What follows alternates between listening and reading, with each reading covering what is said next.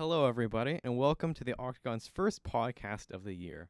Today, I will be talking with Heloise about astrology, a subject which I know absolutely nothing about. All right. So, hi, my name is Heloise.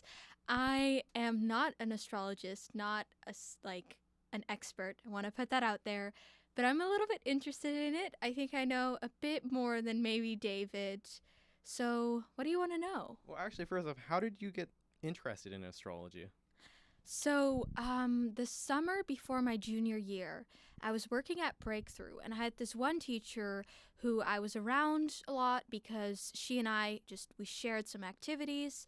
She was very into astrology, and it was very fascinating to me to hear her talk about it, because she was very knowledgeable and because there's such a world, which I'll get into, but beyond what people associate with just like the single sign astrology.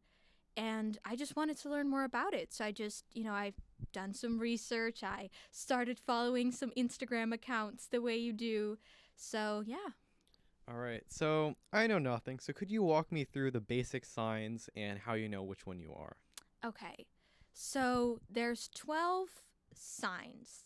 You know, you can probably Google which one you quote unquote are, but the biggest thing about astrology is you don't just have one sign. A lot of people, when you ask them what sign they are, they just say one sign, like David is a Capricorn, I know because of his birthday. That's only his sun sign. There's 12 signs, but there's also different planets. You have your sun sign, your moon sign, rising, Mercury, Venus, Mars, Jupiter, Saturn, and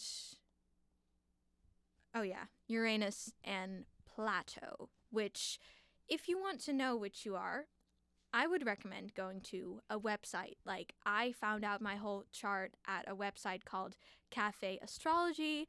There's a bunch of other ones. You can also pay people to do it, but, like, why do that when you can get it for free, I understand the value. So, each planet has a different trait associated with it, a different part of your identity.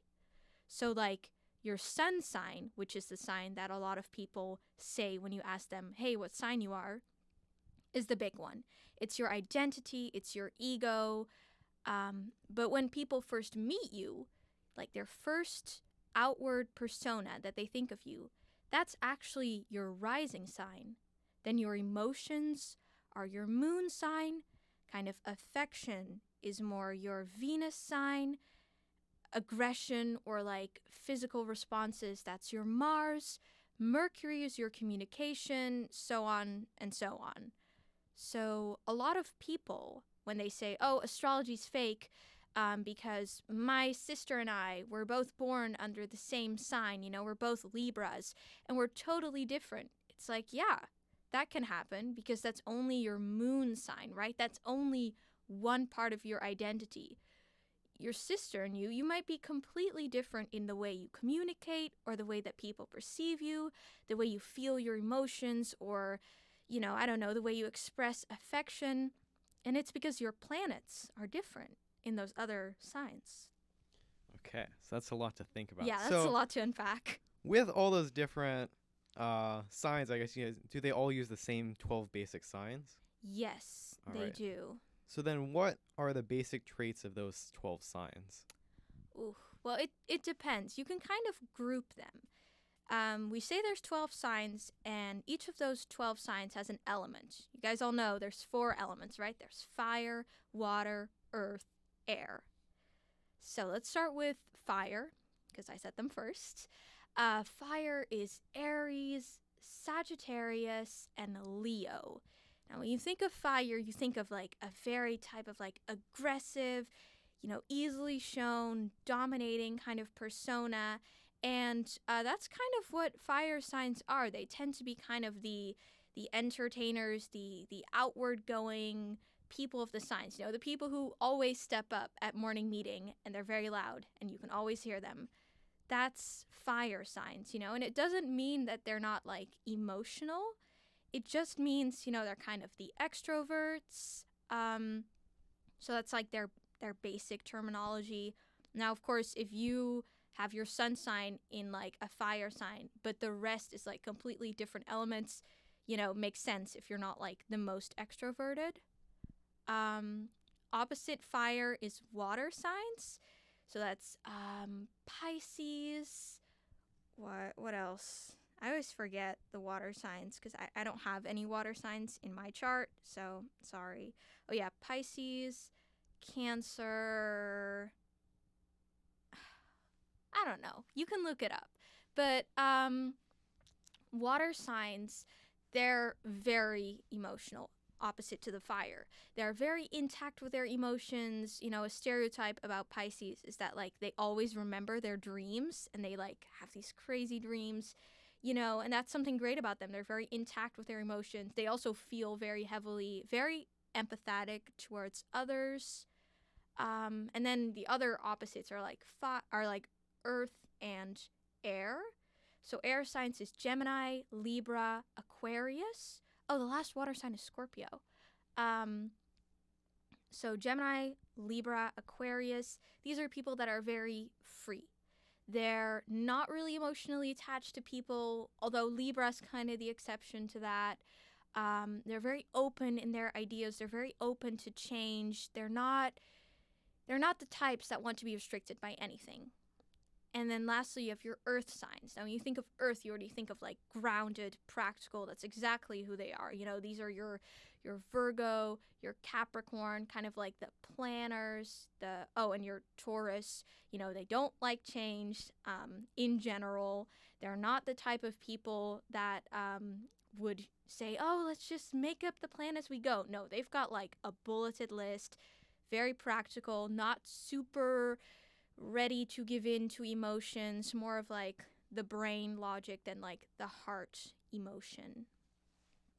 So yeah, that's one way that you can kind of stereotype the signs, which of course, the signs change according to which planet they correspond to. Like a Mercury in Capricorn, so your communication in Capricorn would be like a very straightforward way of speaking, very businesslike, not a lot of emotion.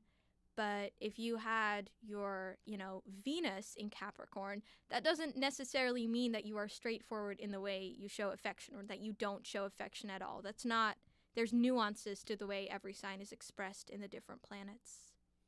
All right. So now that I have a somewhat working idea of what all these signs are, do you think you could kind of walk through your signs and explain how they relate to you or their traits? So I guess now everyone's going to know when I was born, because I guess you can trace this back. Please don't, impersonate me. But so first, I am a sun in Aquarius. Aquarius is kind of stereotyped as the weird sign, like very open to theories. They're an air sign, so let's kind of go through like the groups. They're an air sign, which means they are, open to change, not necessarily forming strong bonds with others. Aquarius, more specific, is kind of like the grounded air sign, which I know might sound as like they're contradicting, but besides those elements, you also have like cardinal, fixed, and mutable, which is like 3 subgroups of 4 signs each, which kind of show like how you are in your relation to others. Like, how easy are you when others take ideas from you? How easy is it for you to switch your plans? How like strict are you in the plan that you have for yourself? Kind of more like collaboration traits. But anyways, like Aquarius is free in their nature but fixed in their ideas. Not necessarily like team player 101. My moon, which then again we're talking about emotions here, kind of like the inner side. You can see it in who you are when you're alone. That's Virgo for me. Virgo is often stereotyped as like OCD control freak. They can be very creative people. Beyonce is a Virgo, but she also has a lot of planets in other signs. So anyways, they're an earth sign, which remember I talked about, like they're very grounded, planning, not a lot of emotions.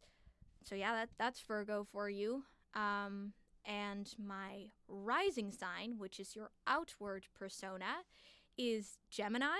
Gemini gets a bad rep. I think that's one of like the astrology myths. When people don't know about astrology, they're like, oh, there's 12 signs. Gemini's the bad one, and Leos talk a lot. Which there's more to it than that. Gemini are very social. They are definitely like the outward of the air signs, very free, creative, doesn't want to restrict their plans a lot. You know, you see those air sign traits coming back again. My Mercury, which is communication, is in Capricorn, which I talked about, kind of like TED Talk speech. You know, like the way people speak when they give a TED Talk, they're very like, this is what I'm going to tell you. This is why it's right. You know, I've worked on this for 25 years. This is my life's work, and I am right and you are wrong. Which, you know, yeah, kind of like that Capricorn business-minded vibe. Now, always like, there's nuances in this. Planets can pull on you in different ways. You can be totally like your moon sign, even though that's only emotions, and say, I see nothing of myself in my sun sign or my rising sign. That's normal. Doesn't mean you're like an astronomy freak. Like, it's okay. My Venus and Mars are both in Sagittarius. Sagittarius is very carefree. They're a fire sign, so they've got that like outward persona, but they're kind of stereotyped as like, you know, like travel hippies. Like they're a little bit like, I want to see the world. I want to be in every culture. I don't want to be restricted by anything, but they've also got a lot of that energy that makes it a fire sign and not an air sign. What's next? Oh, you can also get more into like planets like your Saturn, which is about like your structure, Neptune, spirituality. Now, I gotta say, like, my Neptune and stuff, they're definitely, like, I feel that pull less. Pluto is, like, your transformation sign, which is you in change.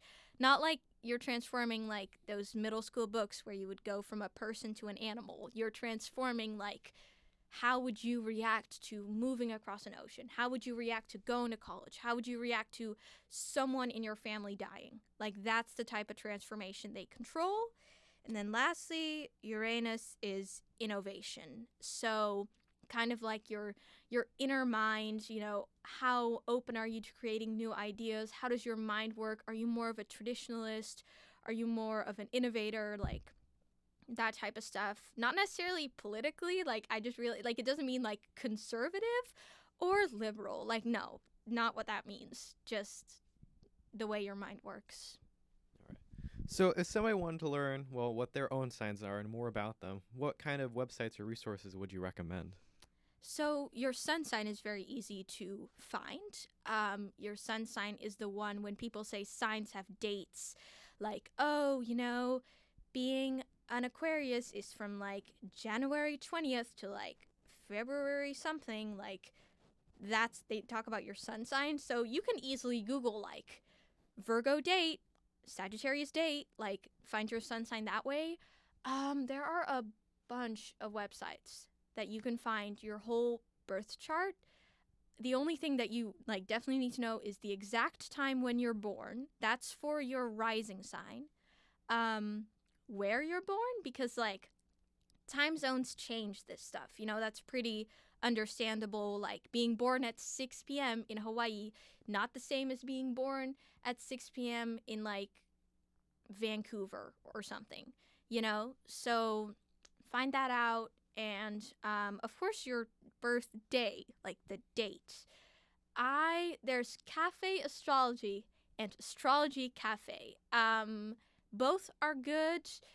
There's so many websites. The only thing that I would be like careful with is obviously like you're giving away your birthday, right? Even when every website's like, we won't keep this data. It's like, well, there's no way for me to check that. So make sure it's secure, like, so you're not just giving away your life. Also, when they ask you for your name, definitely don't give them your name. Give them someone else's name. Don't give them a name at all. Like, the one thing that kind of people are iffy about with these online sites that are just made by robots and not people is the rising sign and also the houses. I didn't go into this, but yes, besides all these planets, which each can be in one of the 12 signs, you also have houses. There are 12 houses. They each represent different things about you. They can also each be in a planet. For houses, you definitely need to know your birthday, like by the hour, by the minute, because that'll change like very rapidly, very much. Robots aren't always as accurate with that, right? There's flaws and all that. That's why professional astrologists still exist, not only to interpret what these planets mean, but also to give you like the best natal chart. It's called a natal chart, by the way, like this chart where it's like, oh, like Mercury, Capricorn, Venus, Libra, like those dates called a natal chart. So yeah, that's some people just like to go to professionals for that, and I get that. But like basic planets, definitely just find those out online. Okay. Well, thanks for talking with me, Eloise. Of course. And thanks for everybody listening. This has been David Situ for the Octagon.